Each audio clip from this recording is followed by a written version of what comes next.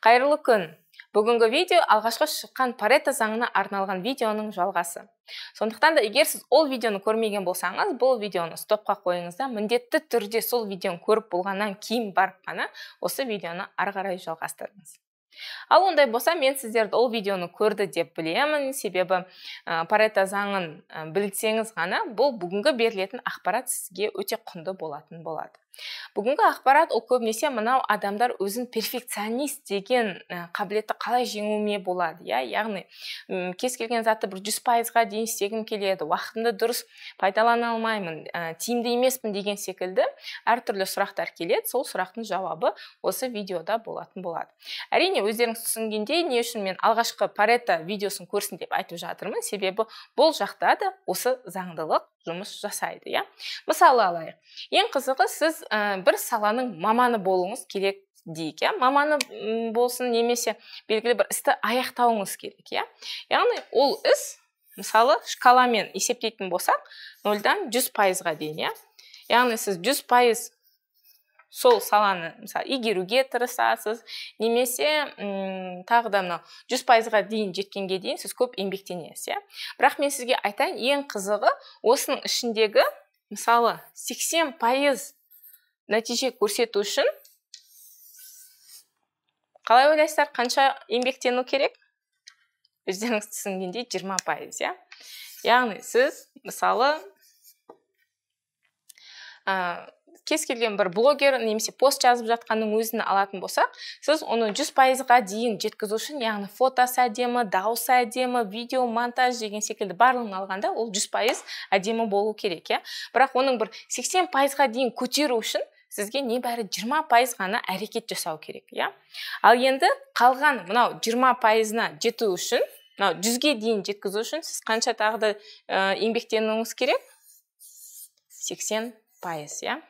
Яғни бұл мінсіз, өте бір керемет, ешқандай бір кемшілігі жоқ тауар, немесе пост, немесе бір мамандық деп айтайық. Яғни қарап отырсаңыз, сіз осы қалған бір 20%-ын игеру үшін сіз тағы да өте көптеген қажырлы еңбек жасауыңыз керек. Осы көрсетілген ережені енді өзімнің мысалымда айтып берейін. Менің YouTube каналым бар, және ол YouTube каналым енді былайымша бір 2016 жылы басталғанымен YouTube каналды ашу, ол менде сонау YouTube туралы білген кезде бір 2011-12 жылдарда сондай ой келді маған.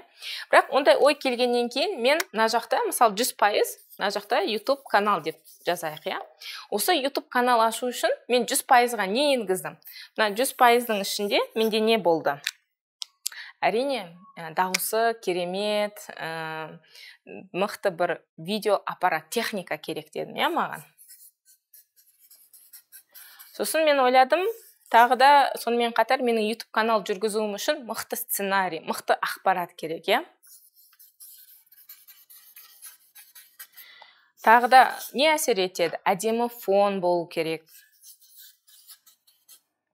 Ол видеоны түсіріп болғаннан кейін ол жартақ жұмыс қой, оның ары қарай монтажы бар деген секілді, оның монтажы міндетті түрде спецэффектімен болу керек, жаңағы Оскар фильміне бір шығарып жатқан видеодағыдай міндетті түрде монтажы керемет болу керек деп ойлайтынмын. Дауысы жаңағы, яғни микрофонның болуы, тағысын. Яғни қарап отырсаңыздар, осының барлығы бірге қосылғанда менде 100% нәтиже болып, мен YouTube каналымды бастаймын деген менде бір ой болды делік. Сөйтіп жылдар өтеді, мына жақта менде не техника жоқ, енді ақпаратты іздедім жарайды. Ол кезде декретте отырдым, яғни ары бері шығып басқа бір фон іздеуге мүмкіндік болмады дейік. Монтаж жасатындай ондай білімім болмады, яғни әртүрлі бір программа орнату керек деген секілді. Яғни осы минустың барлығын көргеннен кейін менде 100% нәтиже көрсете алмаған үшін мен YouTube каналымды ашқан жоқпын. Мүмкін осы себеп үшін де сіз әлі блогер болғыңыз келсе де пост жазбай жүрген шығарсыз. Мүмкін белгілі бір видеограф боламын деп жүрісіз, бірақ басқа адамдардың керемет видеоларын, жаңа монтажын көргеннен кейін сіздің де мүмкін шабытыңыз қашып жатыр, немесе тағысын. Яғни біз әрқашанда осы 100%-ды беруге тырысамыз. Яғни перфекционист, мінсіз дүние шығарамыз. Бірақ ары қарай жылдар өтеді, уақыт өтіп жатыр, менде YouTube каналым әлі жоқ. Сосын мен қандай шешім қабылдаймын? Ең болмағанда 100% болмаса да қанша шамам келеді, ол 40% болсын, 50% болсын, қандай видео шығара аламын, соны шығарайын деп келістім, иә. Сөйттім да, кәдімгідей өзімнің телефонымды қойып, өзім тұрып, кәдімгідей сөйлей бастадым, иә. Яғни не монтажы жоқ, не фоны жоқ, алдымда құр өмірімде қандай бір оқиға болды, иә, соны видеоға тұрып айтып бере салдым, видеоға ютубқа шығардым. Сөйтіп, кейін қарасаңыздар, мына пайызым енді кейін ондай көп мынаның барлық еңбекті жасамасам да 20% әрекетпен мен белгілі бір нәтиже көрсеттім, иә. Тура сол секілді сіз қазір мына 100% көрсетемін деп өзіңіздің көптеген істеріңізді бастай алмай жүрген шығар. Сондықтан сіз өзіңіздің өміріңізде Парето заңын қолдана біліңіз.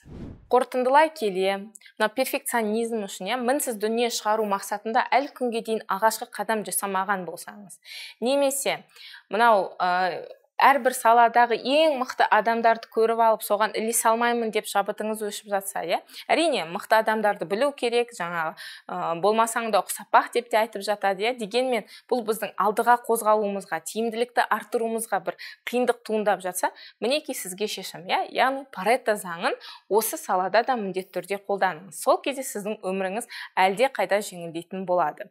Енді мен сіздермен қоштаспаймын, басқа да бір видеоларда міндетті түрде көрісетін боламыз. Егер де мына видео сізге ұнайтын болса, және де жалпы өзіңіз қандай пікірдесіз, қандай ойыңыз бар, міндетті түрде видеоның астына қалдырып кетіңіз, лайк басуды ұмытпаңыз. Ал мен сіздермен келесі видеода көріскенше сау болыңыздар деймін.